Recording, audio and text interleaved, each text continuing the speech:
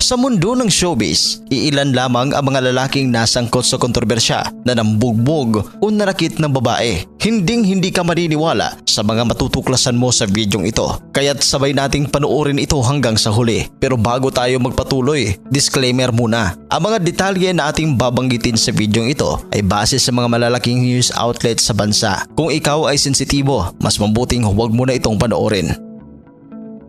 Number 1 sa ating listahan, Keith Thompson. Noong March 2022, inaresto ang aktor na si Keith Thompson dahil sa umano'y pambubugbog at pagkulong sa kanyang kasintahan na si Ana Halandoni sa isang hotel sa Tagaytay. Si Halandoni ay nagtamo ng mga sugat at pasa sa katawan dahil sa insidente. Matapos nga nito, nagsampa si Ana Halandoni ng kaso laban kay Thompson, kabilang na ang paglabag sa vowsy. Sa kabila nito, noong Hunyo 2022, sinabi ni Halandoni na siya'y nagsimula ng maghilom mula sa nangyari at wala ng galit kay Thompson. Dagdag pa niya, pinili niyang magpatawad bilang bahagi ng kanyang proseso ng pag-move on.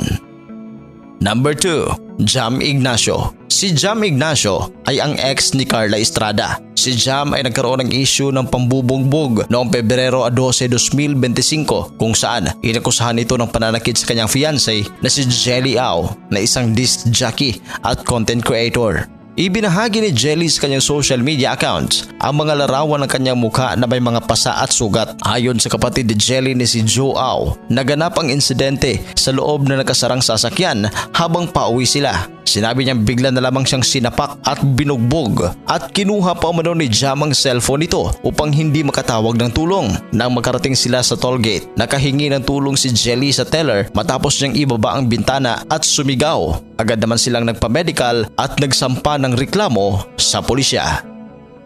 Number 3, Baron Geisler. Noong May 2019, muling nasangkot si Baron Geisler sa isang kontrobersya matapos akusahan ng kanyang dating kasintahan na si Karen Ann Tolosa ng pananakit. Sa isang Facebook post noong May 5, 2019, ibinahagi ni Tolosa ang mga larawan ng kanyang muka at mga pasa sa kanyang katawan na umano'y resulta ng pananakit ni Baron Geisler 1 taon at 3 buwan bago ang kanyang pahayag. Ayon kay Tolosa, halos mapatay siya ni Baron sa insidente. Ngunit pinili niyang huwag magsampa ng kaso noon dahil naniniwala siya na nagbago na ang aktor.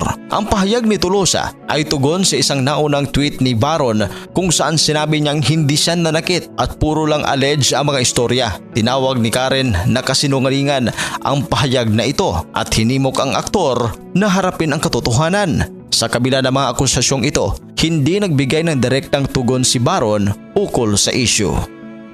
Number 4, Cesar Montano.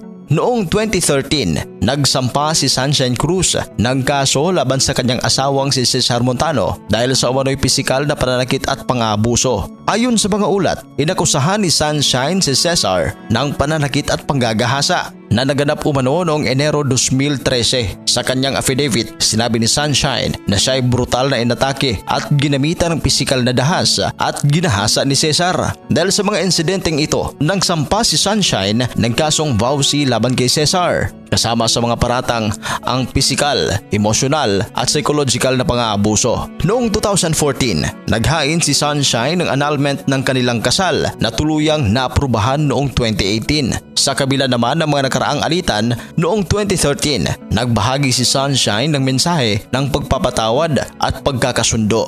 Binanggit niya ang "Time heals our wounds" at ipinahayag ang kahalagahan ng pagkakasundo para sa kapakanan ng kanilang mga anak.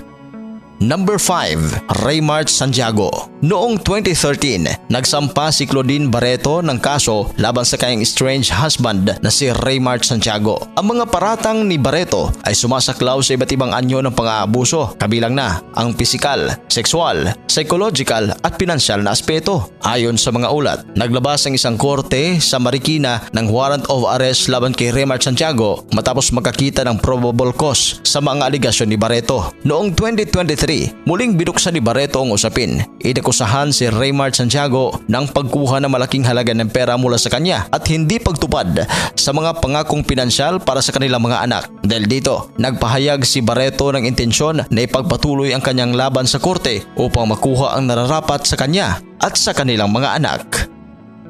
Number 6, Jay Manalo. Noong 2006, Sa isang panayam ay inamin ng aktor na si Jay Manalo na minsan na siyang nakasampal ng babae. Ayon sa kanya, ang insidente ay naganap dahil siya ay naprovoke at napahiya na nagdulot ng kanyang reaksyon. Bagaman hindi niya binanggit ang mga detalye na pangyayari at hindi rin niya sinabi ang pangalan ng babae, ipinahayag ni Jay na hindi siya proud sa kanyang nagawa at natutunan niya ang kahalagahan ng pagpipigil sa sarili at pag-iwas sa karahasan. Mula noon, si Jay Manalo ay nagpatuloy sa kanyang karera sa pag-arte at nagpakita ng dedikasyon sa kanyang pamilya. Sa isang panayam noong 2018, ibinahagi niya na siya ay mayroong 12 anak mula sa kanyang 6 na iba't ibang babae. Ngunit ngayon ay nakatuon na siya sa kanyang asawa at pamilya. Ang tunay na pagiging lalaki ay hindi nasusukat sa pisikal na lakas, kayamanan o pagiging dominante sa iba, lalo na sa pananakit ng babae. Ang tunay na pagkalalaki ay makikita sa pag-uugali, prinsipyo at kung paano mo itrato ang ibang tao, lalo na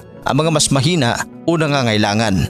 Ikaw, anong masasabi mo sa mga lalaking binanggit natin na may issue ng pananakit ng babae? Kung kayo may reaksyon sa ating video, comment yan at pag-usapan natin sa comment section. At kung gusto nyo ang ganitong mga videos, mag-subscribe sa ating channel at huwag kalimutan na i-hit ang notification bell para updated kayo sa mga susunod nating mga videos. Maraming salamat po.